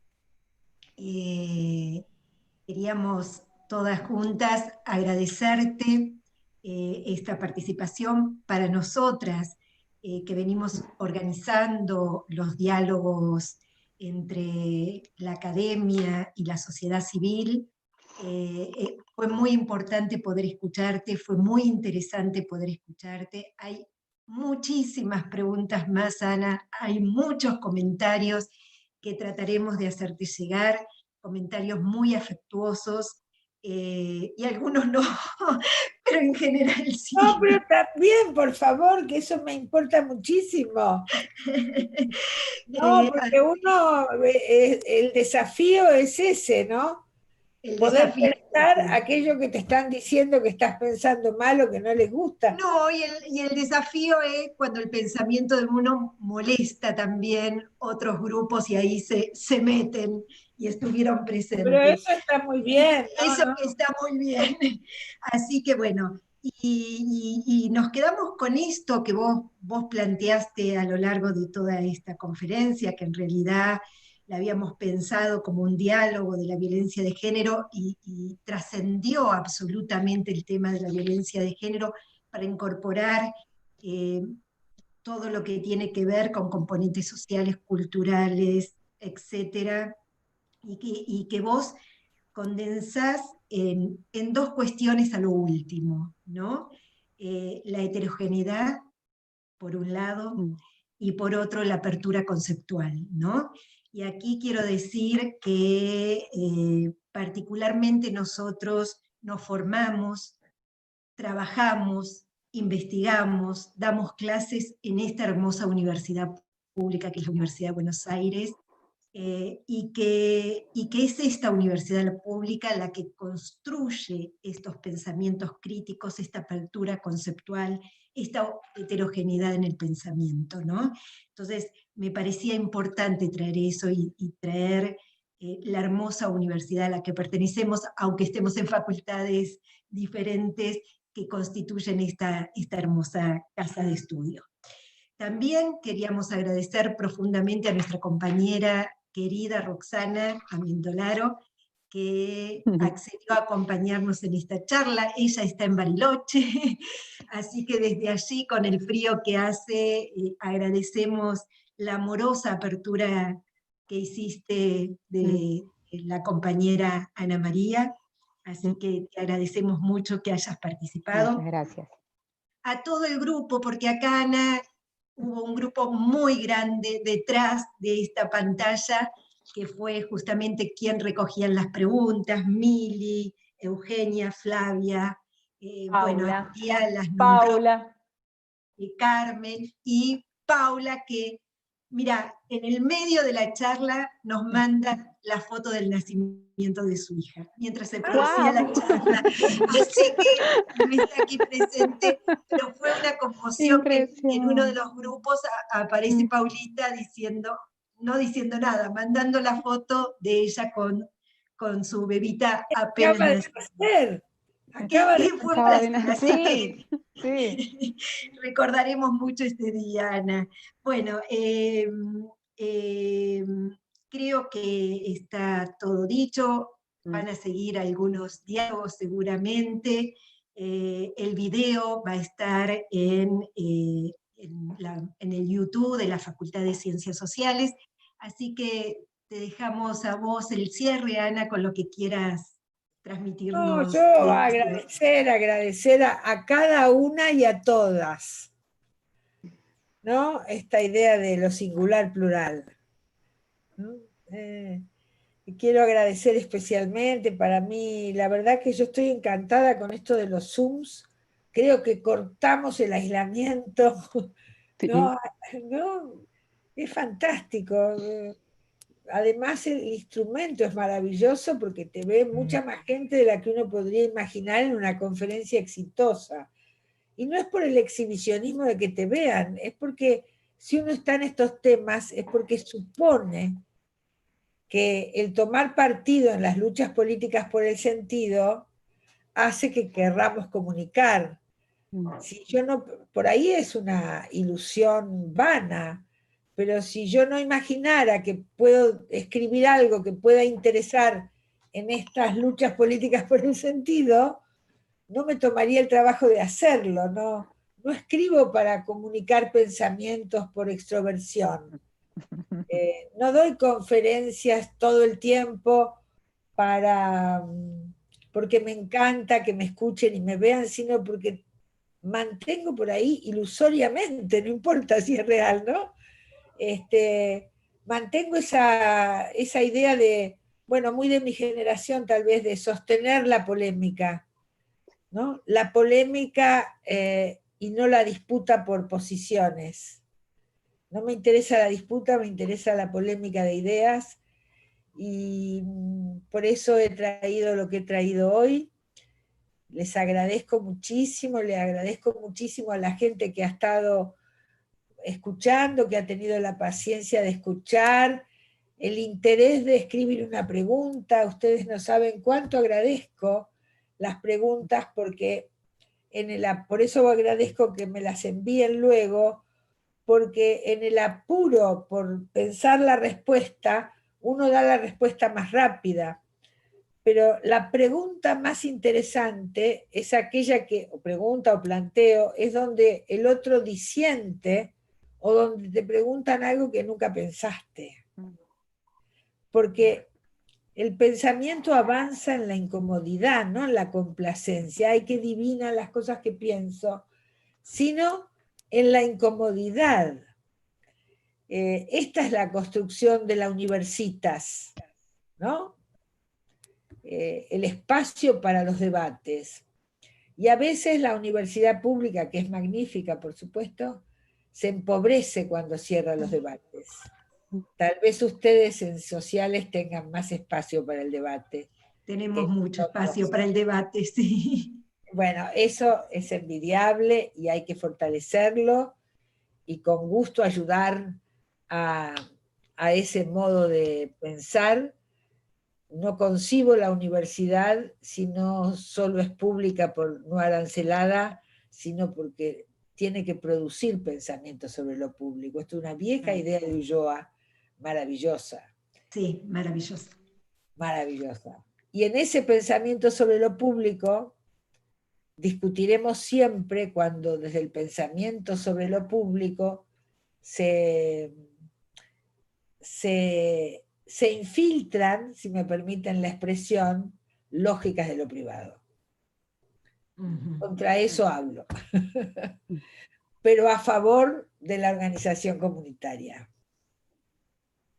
Bueno, porque hablas contra eso y a favor de la organización comunitaria, es que hoy estás compartiendo con nosotros este espacio. Un abrazo muy grande, Ana, y gracias en serio por acompañarnos en este diálogo. Hermoso. Bueno, muchas gracias otra vez a todos ustedes y a disposición.